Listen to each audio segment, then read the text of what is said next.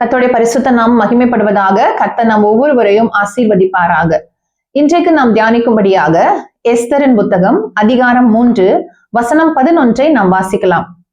ஆமானை நோக்கி, அந்த வெள்ளியை நீ வைத்துக்கொள், அந்த ஜனத்துக்கு உன் இஷ்டப்படி செய்யலாம் என்றான். இந்த வசனத்துல நாம் பார்க்கிறோம், அகாஸ்வேரு ராஜா தன்னுடைய ராஜ்யத்திலே உயர்ந்த ஒரு ஸ்தானத்தில் வைத்திருந்ததான ஆமானை நோக்கி என்ன சொல்றாரு அப்படின்னா, நீ கொடுக்கிற வெள்ளியை நீயே வைத்துக்கொள், அந்த ஜனத்துக்கு, எந்த ஜனத்துக்கு? யூத ஜனத்துக்கு. அதாவது அந்த நாட்கள்ல அந்த தேசங்கள்ல பரவி இருந்ததான யூத ஜனத்துக்கு, அதாவது யூதரின் சத்ருவாகிய ஆமானிடத்துல சொல்றாரு, நீ அந்த ஜனத்துக்கு உன்னுடைய இஷ்டப்படி நீ செய்து கொள்ளலாம் அப்படின்னு. அப்போ ஒரு ஜனத்தை அழிக்கும்படியாக, யூத ஜனத்தை அழிக்கும்படியாக ஆமான் ராஜாவுக்கு 10,000 தாலந்து வெள்ளியை கொடுக்க முன் வருகிறத நம்ம பார்க்கிறோம். அதற்கு முந்தைய வசனத்துல நம்ம பார்க்கிறோம்.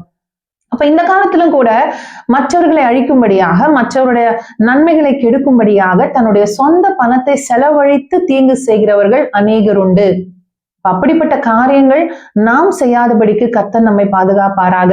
ஏன்னா ஆமானுக்கு நேர்ந்ததான காரியம் நம்ம எல்லாருக்கும், ஆமானுடைய முடிவு என்னங்கிறது நமக்கு எல்லாருக்குமே தெரிந்த ஒன்று. எஸ்தரின் சரித்திரம் நம்ம எல்லாருக்கும் ஃபெமிலியரான ஒரு சரித்திரம் இல்லையா? அப்போ இந்த வசனத்துல ராஜா சொல்லுகிறார் ஆமானை பார்த்து, அந்த ஜனத்துக்கு உன் இஷ்டப்படி நீ செய்து கொள் என்று சொல்லுகிறார். அப்போ யூத ஜனங்களுடைய வாழ்க்கை ஆமானுடைய இஷ்டத்துக்கு சில காலம் விடப்பட்டிருந்தது. ஆமான், யூதரின் சத்ருவாகிய ஆமானுடைய கரத்திலே யூத ஜனங்களுடைய வாழ்க்கை அவனுடைய இஷ்டத்துக்கு சில காலத்துல விடப்பட்டிருந்தது. சோ அதுல இருந்து நாம் என்ன அறிந்து கொள்ளுகிறோம்? நம்முடைய வாழ்க்கையிலும் கூட சில காலங்கள், அப்போ துன்பங்களை அனுபவிக்கிற காலங்கள், கஷ்டங்களை அனுபவிக்கிற காலங்கள், அதாவது சில காலங்கள், அந்த காலங்களை கர்த்தர் என்ன பண்றாருன்னா சத்ருவின் இஷ்டத்துக்கு சில காலங்கள்ல ஒப்பு கொடுக்கிறார். இதைதான் நம்ம யோபனுடைய வாழ்க்கையிலும் பார்க்கிறோம். யோபுனுடைய வாழ்க்கையில சாத்தானுடைய கரத்துல யோபுவை அவர் கொடுக்கிறதை பார்க்கிறோம். அவன் பிராணனை மாத்திரம் தப்ப விடு என்று கர்த்தர் சொல்லுகிறார். அப்போ சாத்தான் அவனுடைய வாழ்க்கையில இருந்த எல்லாவற்றையுமே அழிக்கிறத நம்ம பார்க்கிறோம்.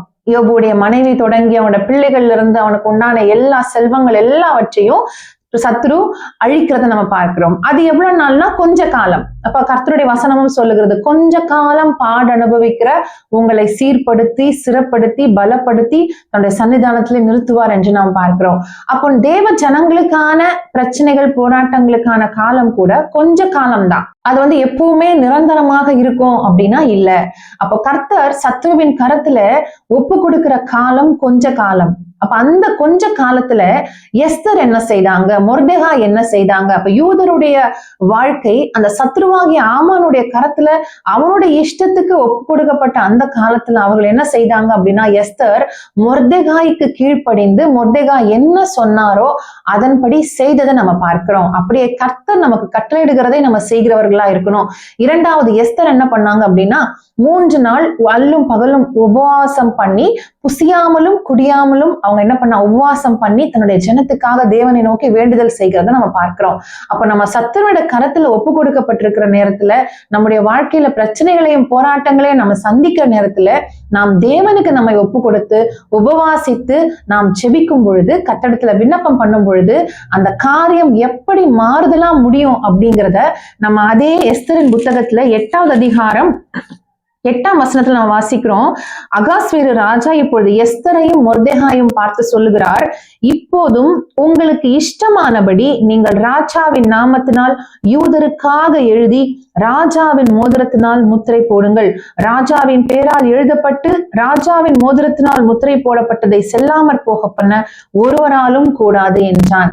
அப்போ இவங்களுடைய வாழ்க்கை ஒரு காலத்துல சத்ருவாகிய ஆமானுடைய இஷ்டத்துக்கு விடப்பட்டிருந்தது. அந்த கொஞ்ச காலத்துல இவங்க பாடு அனுபவித்து அந்த கொஞ்ச காலத்துல அவங்க தேவனை நோக்கி பண்ண விண்ணப்பம், தேவனுக்கு நேராக அவங்க தங்களுடைய கண்களை ஏறெடுத்ததன் விளைவாக இப்பொழுது என்ன நடக்குது அப்படின்னா, ராஜா யூத ஜனங்களுக்கு செய்ய வேண்டிய எல்லா காரியங்களையும் எஸ்தரும் மொர்தெகாயும் செய்யும்படியாக அவங்களுக்கு அந்த இஷ்டத்தை ஒப்பு கொடுக்கிறதப்பா, உங்க இஷ்டப்படி நீங்க செய்துக்கோங்க.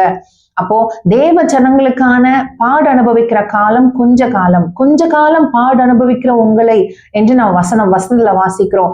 அப்போ நமக்கான, அதாவது அதி சீக்கிரத்தில் நீங்கும் லேசான உபத்திரவம் என்று வசனம் சொல்லுகிறது. இப்பொழுதும் இந்த வசனத்தை கேட்டுக்கொண்டிருக்கிறவர்கள் யாராவது இந்த தற்காலத்துல துன்பங்களையும் கஷ்டங்களையும், அதாவது சத்ருவின் இஷ்டத்துக்கு விடப்பட்டதான ஒரு சூழ்நிலை போல உங்களுக்கு தோன்றுகிறதா? பயப்படாதீங்க. கொஞ்ச காலம் தான். அந்த கொஞ்ச காலம் தேவனிடத்துல நீங்க உபவாசித்து ஜெபம் பண்ணி தேவனுக்கு நேராக நீங்க உங்க கண்களை ஏறெடுக்கும் பொழுது அப்படியே காரியம் மாறுதலாய் முடியும். எப்படி எஸ்தரோட வாழ்க்கையில், யூத ஜனங்களுடைய வாழ்க்கையில சத்ருவின் இஷ்டத்துக்கு அவங்க கொஞ்ச நாள் ஒப்பு கொடுக்கப்பட்டாலும் முடிவுல அவங்களுடைய இஷ்டத்துக்கு கர்த்தர் சத்ருவை ஒப்பு கொடுத்தார். அப்படியாக நம்முடைய வாழ்க்கையிலும் கூட இந்த கொஞ்ச காலத்துல நாம் தேவனுக்கு நேராக நம்முடைய கண்களை ஏறெடுக்கும் பொழுது நம்முடைய முடிவும் எப்படி இருக்கும் அப்படின்னா ஜெயமாய் இருக்கும், காரியம் மாறுதலாய் முடியும். நமக்கு விரோதமாய் கிரியை செய்கிறவர்கள் எல்லாருடைய காரியத்தையும் கர்த்தர் நம்முடைய இஷ்டத்துக்கு ஒப்பு கொடுப்பார். அப்படியாக கர்த்தர் நம்முடைய வாழ்க்கையில கிரியை செய்ய நம்ம ஒப்பு கொடுப்போமா? ஜெபிக்கலாம். அன்புள்ள தகப்பனே, உம்மை துதிக்கிறோம், ஸ்தோத்திரிக்கிறோம், உடைய கரத்துல எங்களை ஒப்பு கொடுக்கிறோம். கர்த்தர் கிரியை செய்யும்படியாய் ஜெபிக்கிறோம். ஆண்டவரே ஏசப்பா, எப்படி யூதர்களுடைய காரியங்கள் ஆமானுடைய கரத்துல கொஞ்ச காலம் அவனுடைய இஷ்டத்துக்கு விடப்பட்டிருந்ததோ, அப்படியே எங்களோட வாழ்க்கையும் கூட எங்களோட பிரச்சனைகள்ல, போராட்டங்கள்ல நாங்கள் உபவாசித்து ஜெபம் பண்ணி முகத்தை தேடி அப்படியாக சத்ருவை எங்களுடைய இஷ்டத்துக்கு நீர் ஒப்பு கொடுக்கக்கூடியதான் அந்த காரியத்தை நாங்கள் எதிர்பார்த்து காத்திருக்க உதவி செய்யும்படியாய் ஜெபிக்கிறோம். இயேசுவின் நாமத்தில் ஜெபிக்கிறோம் பிதாவே, ஆமேன். கர்த்தர் தாமே நம்மை ஆசீர்வதிப்பாராக. ஆமேன்.